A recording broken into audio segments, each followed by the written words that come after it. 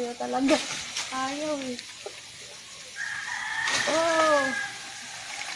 Uy, nakakawit na.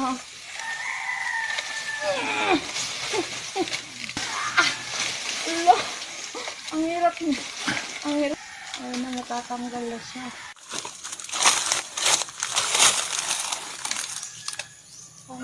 Saan yung nilaglag mo? Ha? Ayun, dalawa yun eh. Wala na maidagnilig na.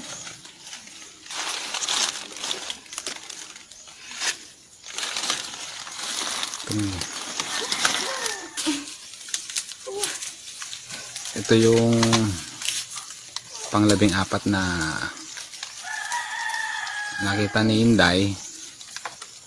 So, binisita niya ulit para matingnan kung talagang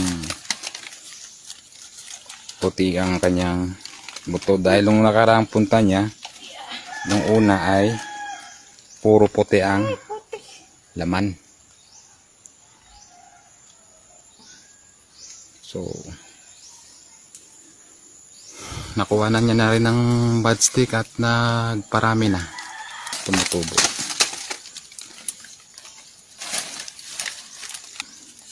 Okay. Sige nga daw, buksan mo.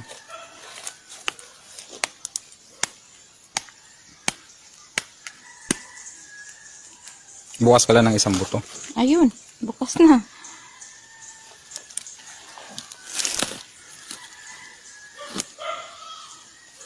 Oh, puting puti.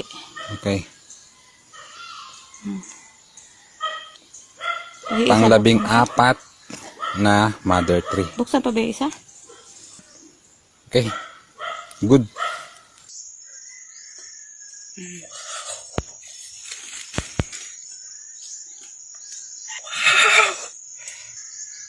Pangatlong check ko na to.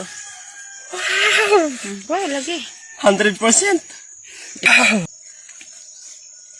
Grabe. See, confirm. Yan, eto sa bangin. Andito yung, ayan yung punong inakit ni Raul uli. Ayan. Tingnan niyo yung kakao. Galing yan sa bangin. Ito yung remnants ng kroyo.